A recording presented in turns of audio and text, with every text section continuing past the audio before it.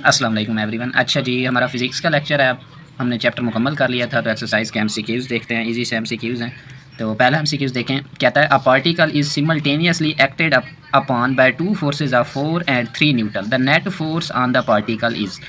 अब यहाँ पे देखें, आपके पास कह रहा है एक पार्टिकल है, एक बॉक्स समझ लें कोई, उस पर दो फोर्सेज एक्ट कर रही हैं, एक 4 न्यूटन की है, एक 3 न्यूटन की है। बताएं नेट फोर्स। नेट का मतलब होता है सम ऑफ फोर्सेज कितना है। अब आपको पता है फोर्स हमारे पास वेक्टर क्वांटिटी है, तो वेक्टर का सम स्केलर की तरह तो नहीं होता कि मैं कर दूँ 4 + 3 = 7। हो सकता है दोनों फोर्सेज की डायरेक्शन अपोजिट हो। यहाँ पर उसने डायरेक्शन तो पता ही नहीं है। अगर डायरेक्शन अपोजिट होगी तो आपको पता है एक में 4 पॉजिटिव आएगा, एक में नेगेटिव आएगा, तो 4 - 3 आंसर 1 बन जाएगा। अगर डायरेक्शन सेम है तो आंसर 7 बन जाएगा। दोनों की डायरेक्शन सेम है तो 4 + 3 = 7। तो इसीलिए हम कह सकते हैं कि यही तो फ़र्क है स्केलर और वेक्टर की एडिशन में। Net force sum of forces ना 7 न्यूटन है मेरे पास, ना 1 न्यूटन है। उसने डायरेक्शन बताई ही नहीं है, बता देता तो फिर हम बता सकते हैं। तो हमें पता है ऑप्शन जो बेस्ट बचता है बाकी बिटवीन 1 न्यूटन एंड 7 न्यूटन, ये आपके पास आएगी। दूसरा एमसीक्यू है force F is making an angle of 60 degree with x axis. अब ये हमने जो रेजोल्यूशन ऑफ फोर्स या वेक्टर वाला पूरा पढ़ा था लॉन्ग, ये उसी से है।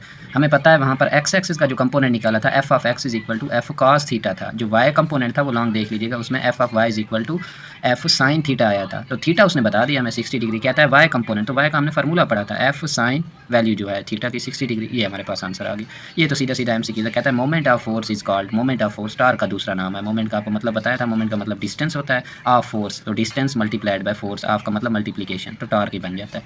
चौथा एमसीक्यू देखें, कहता है F1 and F2 are the forces acting upon a body and ta is the torque produced in the body will be completely in equilibrium when. आपको पता है बॉडी तब इक्विलिब्रियम में होगा जब उसकी दोनों कंडीशन फॉलो होंगी। जो हमने दो कंडीशन इक्विलिब्रियम की पढ़ी थी वो ये नहीं थी, एक कंडीशन में summation F is equal to 0, एक कंडीशन में समेशन टा इज इक्वल टू 0।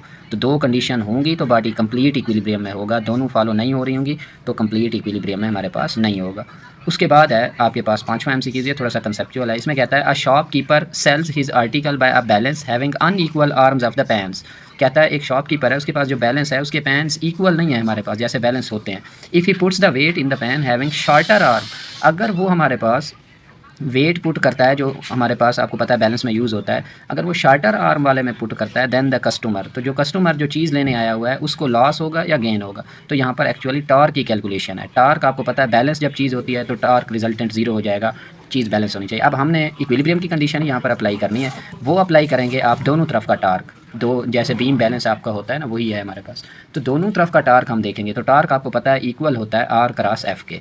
अब एक साइड का आर्म है छोटा, वो कह रहा है उधर उसने वेट रखा है तो उसका आर्म जिसका छोटा है तो आपको पता है फोर्स हमारे पास उधर क्या लगेगी, ज़्यादा लगेगी। वही कैलकुलेशन इसमें है, tau is equal to r cross F. Force यहाँ पे क्या है, वेट है। जो उसने वेट पुट किया है शॉर्टर आर्म में तो इसका मतलब है हमारे पास वेट वो ग्रेटर है हमारे पास, और इसका आर्म हमारे पास क्या है, स्मॉल है, शटर आर्म है। अब जिधर उसने कोई चीज़ जिसका वेट करना है जो उसने कस्टमर को तोल वगैरह के देनी है तो उसमें देखें हमारे पास ये होगा कि अब बैलेंस तो करना है, इक्विलिब्रियम की कंडीशन है, टार्क दूसरे टार्क के इक्वल होना है। अब दूसरी साइड पे आर्म क्या होगा, लॉन्गर नहीं होगा, तो आर्म लॉन्गर होगा तो उसको बैलेंस करने के लिए वेट क्या होगा, कम, फोर्स कम होगी, क्योंकि टार्क तो इक्वल करना है। ऐसे समझे 2 × 3 इज इक्वल टू 3 × 2। तो इसलिए जो कस्टमर है उसको नुकसान ही होगा, क्योंकि जो चीज़ वजन कर रहा है हमारे पास वो वेट कर रहा है वो उसको कम ही मिलेगी, क्योंकि वो लॉन्गर आर्म में रखेगा ना, तो लॉन्गर आर्म में रखेगा तो मोमेंट आर्म ज़्यादा, फोर्स मतलब वेट जो वजन कर रहा है वो कम आएगा, तो कस्टमर को लॉस होगा। इसमें थोड़ा सा कंसेप्चुअल है, इसको अच्छे तरीके से देख लीजिएगा दोबारा। छठा देखें, कहता है a man walks on a tight rope, he balance himself by holding a bamboo stick horizontally, it is an application of. तो देखें वही बात है, कोई चीज़ भी बैलेंस है तो उसमें क्या होता है, net torque is equal to 0।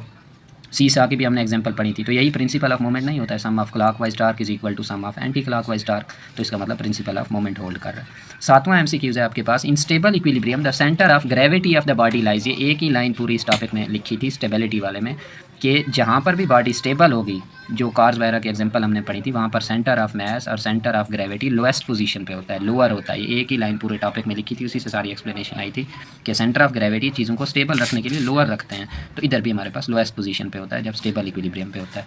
अगला एमसीक्यू कहता है the centre of mass of a body. अब centre of mass of body हमने देखे एग्जांपल्स पढ़ी थी, 6-7 लिखी हुई थी, लाजमी नहीं है किसी बॉडी का कहीं पर भी हो सकता है, ये तो शिफ्ट होता रहता है, चेंज होता रहता है।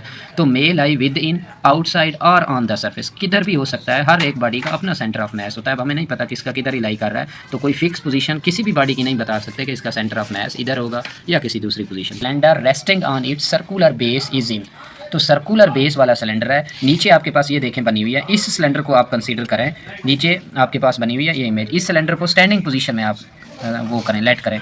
तो ये वाला जो सिलेंडर है इससे हम कहते हैं कि a cylinder resting on it's circular base, ये इसकी बेस होती है। अगर मैं इसको टिल्ट करके सीधा खड़ा कर दूँ स्टैंडिंग पोजीशन में, तो अब थोड़ा सा टिल्ट करूँगा तो ये अपनी ओरिजिनल पोजीशन पे वापस आ जाएगा।